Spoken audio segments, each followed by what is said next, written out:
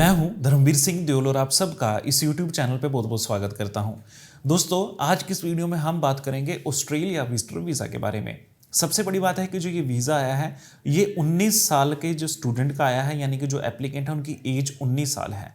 तो आज की इस वीडियो में हम इन्हीं के केस स्टडी के बारे में बात करेंगे।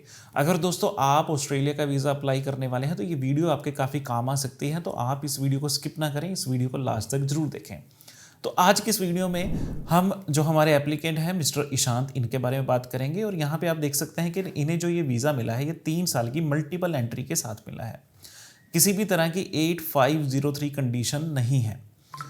इस वीडियो में हम जो हमारे एप्लीकेंट हैं उनकी प्रोफाइल के बारे में बात करेंगे, पर्पस ऑफ विजिट के बारे में बात करेंगे कि अगर आपके पास मिनिमम डॉक्यूमेंट है तो पर्पस ऑफ विजिट की इतनी इंपॉर्टेंस क्यों बढ़ जाती है, क्यों आपका अगर पर्पस ऑफ विजिट सही है, आपने सही तरीके से उसे प्रेजेंट कर दिया तो आपके वीज़ा के चांसेस होंगे। उसके बाद दोस्तों हम डॉक्यूमेंट्स के बारे में बात करेंगे, सपोर्टिंग डॉक्यूमेंट्स के बारे में बात करेंगे और हमारे प्रोसेस के बारे में बात करेंगे, क्योंकि एप्लीकेंट की एज छोटी थी, वीज़ा के कम चांसेस है, तो हमने क्या प्रोसेस किया जिससे इनका वीज़ा आया है। उसके बाद दोस्तों मैं टिप्स एंड ट्रिक्स भी दूंगा, इनकेस आप स्टूडेंट हैं और ऑस्ट्रेलिया जाना चाहते हैं तो ये टिप्स एंड ट्रिक्स आपके ज़रूर काम आएंगे। वीडियो शुरू करने से पहले इनकेस आप मेरे चैनल पे नए आए हैं, पहली बार हैं, तो प्लीज़ इस चैनल को सब्सक्राइब करें, इस वीडियो को लाइक करें, वीडियो को शेयर करें। अगर आपका कोई क्वेश्चन है तो हमें कमेंट सेक्शन में पूछ सकते हैं। अगर आप हमारे थ्रू अपना प्रोसेस करवाना चाहते हैं, स्क्रीन पे नंबर विजिबल हैं, आप हमें कॉन्टैक्ट कर सकते हैं। तो चलिए दोस्तों वीडियो की शुरुआत करते हैं। सबसे पहले दोस्तों हम बात कर लेते हैं एप्लीकेंट की प्रोफाइल की। जो ईशांत जी हैं इनकी एज है 19 साल है, क्योंकि 2004 में बर्थ हुआ था। ये इंटरनेशनल स्टूडेंट हैं और पहले कनाडा में थे स्टडी वीज़ा पे। ये वापस इंडिया आए, जब हमने इनकी एप्लीकेशन को सबमिट किया तब ये इंडिया में ही थे।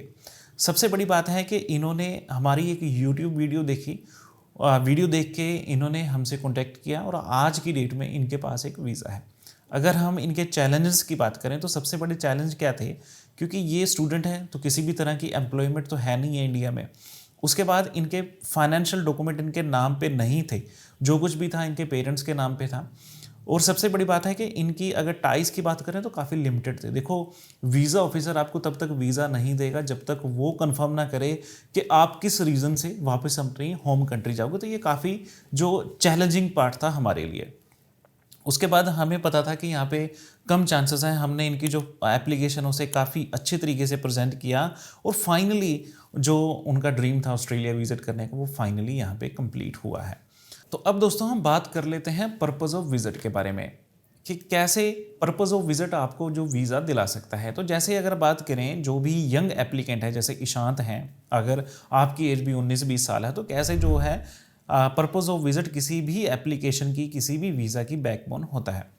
तो सबसे पहले अगर बात करें तो ईशांत स्टूडेंट है, किसी भी तरह के फाइनेंशियल टाइज या जो इनके फैमिली टाइज नहीं है, डॉक्यूमेंट सारे के सारे इनके पेरेंट्स के नाम पे हैं, इनके पास कोई भी अपना जो फाइनेंशियल डॉक्यूमेंट नहीं है।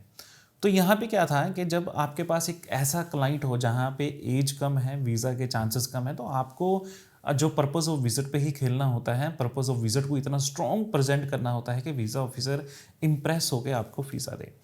तो यहाँ पे हमने क्या दिखाया, हमने इनका एक जेन्युइन रीज़न दिखाया कि ये ऑस्ट्रेलिया जाना चाहते हैं। पर्पस में इनके कज़न ब्रदर की मैरिज यहाँ पे दिखाई गई कि उनकी मैरिज है, अटेंड करने के लिए उन्होंने जाना है। तो एक वैलिड यहाँ पे पर्पस था, एक वैलिड रीज़न था जाने का। दूसरा, ये ऑलरेडी मैंने पहले बताया कि ये स्टूडेंट है, ये इनके पास कनाडा का स्टडी वीज़ा, तो वापस आने का भी एक रीज़न था।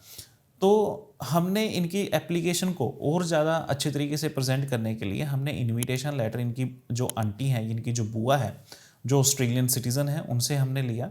और इससे भी ज़्यादा देखो होता क्या है कि अगर मैं इनकी सिर्फ सिंगल फाइल लगाता तो यहाँ पे वीज़ा के चांसेस कम थे। तो हमने वीज़ा ऑफिसर को कन्विंस करने के लिए जो ईशांत जी की जो दादी हैं उनको भी हमने ऐड किया, दोनों का वीज़ा अप्लाई किया और दोनों को जो है वो ऑस्ट्रेलिया का वीज़ा मिला है। इनके जो दादी जी हैं उन्हें तो नेक्स्ट डे वीज़ा मिल गया था, बट ईशांत को जो वीज़ा है वो 10-12 दिनों में मिला, बट जो वीज़ा मिला है वो पॉजिटिव आउटकम के साथ आया है। तो यहाँ पे लेसन सिंपल है। अगर हम लेसन की बात करें, अगर दोस्तों आपका पर्पस ऑफ विजिट क्लियर है, अगर आपका रीज़न क्लियर है कि आप ऑस्ट्रेलिया क्यों जाओगे, क्या करने जाओगे, अगर आपके टाइज क्लियर है कि वापस क्यों आओगे, तो दोस्तों आपको वीज़ा मिल सकता है। और ये हमने इस वीडियो में, इस वीज़ा में ये साबित किया है कि छोटी एज में भी वीज़ा मिलता है। हमारे पास जो सबसे छोटा क्लाइंट था वो 15 साल का था, कनाडा का वीज़ा आया था। अगर ऑस्ट्रेलिया की बात करें तो ये ऑस्ट्रेलिया की सबसे मिनिमम एज पे जो ये वीज़ा मिला है, जहाँ पे किसी भी तरह के जो डॉक्यूमेंट है वो एप्लीकेंट के नाम पे नहीं थे। अब दोस्तों हम बात कर लेते हैं डॉक्यूमेंट्स के बारे में। तो डॉक्यूमेंट्स में हमने इनका पासपोर्ट, इनका आधार कार्ड, इनके कनाडा का जो स्टडी वीज़ा है उसकी कॉपीज़, फैमिली मेम्बर्स के डॉक्यूमेंट जिसमें इनके पेरेंट्स के आधार कार्ड, इनके जो पेरेंट्स हैं उनके फाइनेंशियल डॉक्यूमेंट और एक financial support letter, invitation documents, inviter documents, उसके बाद में इनविटेशन लेटर जो इनकी बुआ है ऑस्ट्रेलिया में उनकी पासपोर्ट की कॉपी, यूटिलिटी बिल और साथ में हमने इनकी रिलेशनशिप का जो प्रूफ है वो यहाँ पे सबमिट किया। तो ये बेसिक डॉक्यूमेंट, ऐसा कोई डॉक्यूमेंट नहीं है कि जो शायद आपके पास नहीं होंगे। इनके साथ का कोई रिलेटिव है ऑस्ट्रेलिया में तो ये डॉक्यूमेंट उनके पास हमेशा अवेलेबल होते हैं। तो हमने कोई भी ऐड ऑन या कोई ओवर जो डॉक्यूमेंटेशन यहाँ पे सबमिट नहीं की थी।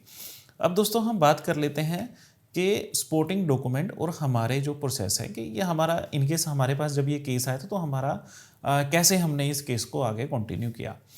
तो यहाँ पे चैलेंजिंग केस था, जैसे मैंने पहले बताया कि ईशांत अनएम्प्लॉयड हैं। उसके बाद में यहाँ पे इनके पास कोई भी फाइनेंशियल डॉक्यूमेंट्स नहीं थे जो मैं इन्हें डायरेक्ट किसी फाइनेंशियल डॉक्यूमेंट के साथ अटैच कर सकता है ना। उसके बाद दोस्तों क्या होता है कि जब यंग एज में वीज़ा अप्लाई होता है तो ये वीज़ा ऑफिसर के मन में भी होता है कि शायद ये वापस ना आए, वहाँ जाके ये वीज़ा को चेंज करवा सकते हैं क्योंकि यंग एज है, स्टूडेंट है ना। वहाँ पे स्टडी वीज़ा ले सकते हैं, वहाँ पे वर्क वीज़ा ले सकते हैं, किसी भी तरीके से आप वहाँ पे स्टे कर सकते हैं। तो ये चैलेंजिंग पार्ट था। तो हमने किस तरीके से अप्रोच की, सबसे पहले तो हमने ना डिक्लेरेशंस काफ़ी अच्छी बनाई। तो डिक्लेरेशन में क्या चीज़ है, हमने अलग अलग डिक्लेरेशन बनाई कि क्यों जो एप्लीकेंट है उसकी स्टडी कनाडा में ज़्यादा ज़रूरी है, क्यों जो वो कोर्स कर रहा है या उसका जो फ्यूचर है वो कनाडा में ज़्यादा सिक्योर है। हमने ये शो ही नहीं किया कि ऑस्ट्रेलिया इसका कोई रहने का पर्पस है ना। देखो अगर आप किसी कंट्री की इंपॉर्टेंस ही ख़त्म कर दो वीज़ा ऑफिसर के सामने तो वो आपको वीज़ा दे देगा। अगर मैं यहाँ पे नहीं लगाता ये डिक्लेरेशन है ना तो वीज़ा ऑफिसर को कैसे समझ आता है भी इसकी क्या स्टडी है, कैसे ये काम करेगा, कैसे वापस आएगा ना, तो वो वीज़ा नहीं देता। उसके बाद दोस्तों हमने ये कहा कि उसका जो इंटेंशन है ऑस्ट्रेलिया में वो टेम्परेरी है, वो सिर्फ़ और सिर्फ अपनी दादी के साथ आने वाला है जो इसके साथ आएंगी, और इनकी जो पर्पज़ है, इनका आने का जो पर्पज़ है वो सिर्फ मैरिज है। हमने ज़्यादा बड़ा यहाँ पे पर्पज़ नहीं दिखाया, छोटी हमने विज़िट दिखाई, 15-20 दिनों की विज़िट दिखाई जिसमें इनके जो मैरिज फंक्शन है वो अटेंड होंगे और ये वापस अपने आ जाएगा। उसके बाद दोस्तों हमने जो इनका कवर लेटर है और जो लेटर ऑफ इंटेंट है वो काफ़ी डिटेल में पर्सनलाइज करके बनाया कि इन्हें कौन हेल्प कर रहा है, उनकी क्या प्रोफाइल है, उनकी क्या प्रोफेशन है, कब जाएंगे, कब वापस आएंगे, कौन बुला रहा है ना। देखो कवर लेटर में यही चीज़ें होती हैं, आपके पास है कि आप इसे कितना डिटेलिंग में बनाएं। काफ़ी कवर लेटर ऐसे भी आते हैं जहाँ पे बिल्कुल बेसिक डिटेल होती है, सिंगल एक पेज में कवर लेटर खत्म हो जाता है, बट यहाँ नहीं। इन केस आप ऑस्ट्रेलिया का वीज़ा अप्लाई करते हैं आपके पास डिक्लेरेशंस होनी चाहिए हर चीज़ की, तभी आपको वीज़ा मिलेगा।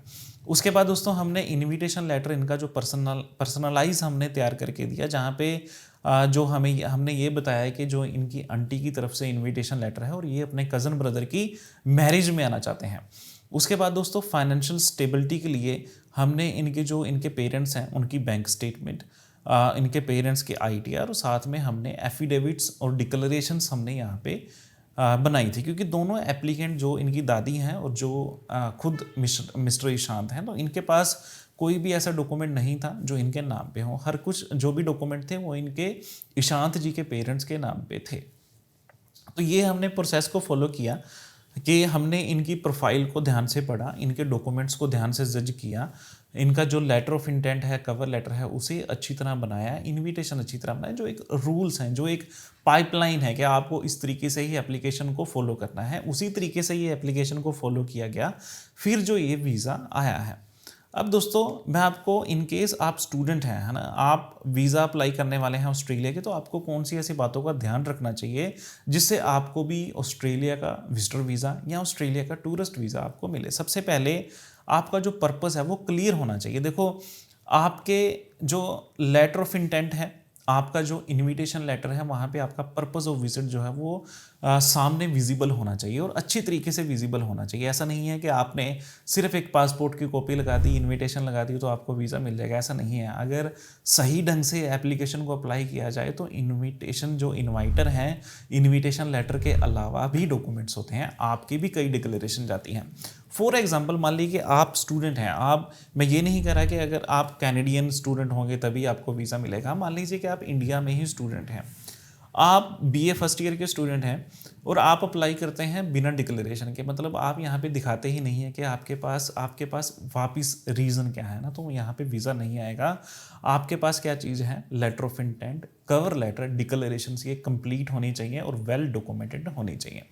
उसके बाद दोस्तों फैमिली सपोर्ट, क्योंकि देखो होता क्या है कि जब आप किसी कंट्री में अप्लाई करते हैं है ना, तो नॉर्मली खर्चे होते हैं। सबसे पहले आप एम्बेसी फीस पे करोगे, उसके बाद में आप एयर टिकट का जो फेयर है वो आप पे करोगे है ना, एयरपोर्ट पे जो खर्चे होंगे, उसके बाद में आप विजिट करोगे, तो खर्चे यहाँ पे इन्वॉल्व होते हैं। तो यहाँ पे कोई ना कोई तो आपको सपोर्ट करेगा, तो उसके लिए आपके फैमिली मेम्बर की आप ज़रूर हेल्प ले सकते हैं। आप अपने मदर से अपनी फाइनेंशियल हेल्प ले सकते हैं, फादर से ले सकते हैं या दोनों से ले सकते हैं। उसके बाद दोस्तों प्रूफ ऑफ रिटर्न कि आप क्यों वापस आओगे। जैसे मैंने पहले कहा कि जो आपकी डिक्लेरेशन है, आप स्टूडेंट हैं, चाहे इंडियन स्टूडेंट हैं, चाहे आप फॉरेन में हैं, आप जाना चाहते हैं, बट आपको ये दिखाना पड़ेगा कि ये पढ़ाई आपके लिए कितनी ज़्यादा इंपॉर्टेंट है, जो भी आपका कोर्स है वो आपके फ्यूचर को किस तरह जो है वो ब्राइट कर सकता है, आपके फ्यूचर को इन्हेंस कर सकता है कि आप यहाँ पे इंडिया में रह के आप अच्छी नौकरी, अच्छे पैसे कमाओ। ये डिक्लेरेशन से ही होगा। कवर लेटर में आप डिटेलिंग दे सकते हो, डिक्लेरेशन में डिटेल दे सकते हो। उसके बाद दोस्तों डॉक्यूमेंटेशन कंप्लीट होनी चाहिए। देखो होता क्या है कि हर एक जो डॉक्यूमेंट है वो ज़रूरी है, और ज़्यादातर इनकेस अगर आपकी एज छोटी है, आपकी एज जो है जो 19-20 साल हैं, आप अभी काम नहीं कर रहे, फाइनेंशियल डॉक्यूमेंट नहीं है, तब डॉक्यूमेंट्स की अहमियत तो और ज़्यादा होती है। तो कोशिश करें सारी कंप्लीट एप्लीकेशन सबमिट करें प्रॉपर डॉक्यूमेंटेशन के साथ और इसे अच्छी तरीके से प्रेजेंट करें। और उसके बाद दोस्तों लास्ट में अगर देखो होता क्या है कि छोटी एज में वीज़ा के चांसेस कम होते हैं। ये नहीं कह रहा कि मैं ऑस्ट्रेलिया के लिए होंगे, आप चाहे न्यूजीलैंड अप्लाई करो, चाहे कनाडा अप्लाई करो, किसी भी कंट्री में अप्लाई करो, अगर आपकी एज छोटी है, स्टूडेंट हैं, अनएम्प्लॉयड हैं, टाइज कम है, तो वीज़ा के चांसेस कम होंगे। तो यहाँ पे आपको क्या करना चाहिए, इनकेस आप भी अप्लाई करने वाले हैं तो आपको किसी प्रोफेशनल की हेल्प लेनी चाहिए। आप अगर आपके आसपास कोई अच्छा कंसल्टेंट है जो आपको लगता है कि ये अच्छी तरीके से आपके केस को प्रेजेंट कर सकते हैं, केस को समझ सकते हैं, तो आप उनके तरीके से उनके पास जाके अपनी एप्लीकेशन को सबमिट करवा सकते हैं।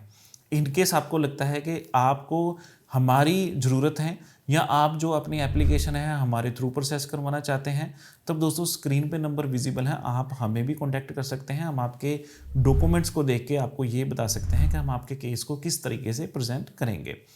तो दोस्तों ये जो टिप्स एंड ट्रिक्स थी, ये आज की वीडियो थी कि कैसे हमने 19 साल के वीज़े 19 साल के लड़के का 19 साल के एप्लीकेंट का वीज़ा हमने यहाँ पे लिया है ना। तो होपफुली ये आपको सब वीडियो में जो भी मैंने आपको समझाने की कोशिश की वो आपको समझ आया होगा। आपको ये पता होगा कि इनकेस अगर आप स्टूडेंट हैं तो आपको कौन कौन से डॉक्यूमेंट चाहिए होंगे, कैसे आप अपना वीज़ा अप्लाई कर सकते हैं और कैसे आपका जो वीज़ा आ सकता है ना। अगर इनकेस अगर आपका कोई क्वेश्चन है और मैं उसे समझा नहीं पाया तो आप मुझे कमेंट सेक्शन में पूछ सकते हैं, व्हाट्सएप पे आप मैसेज कर सकते हैं। तो आज की इस वीडियो में इतना ही, और मैं उम्मीद ये भी करूँगा कि अगर आपने यहाँ तक वीडियो देखी है तो आप इस चैनल को, अगर आपने अभी तक सब्सक्राइब नहीं किया तो ज़रूर इस चैनल को सब्सक्राइब करेंगे। तो चलिए दोस्तों, आज की इस वीडियो में इतना ही, मिलते हैं अगली वीडियो में।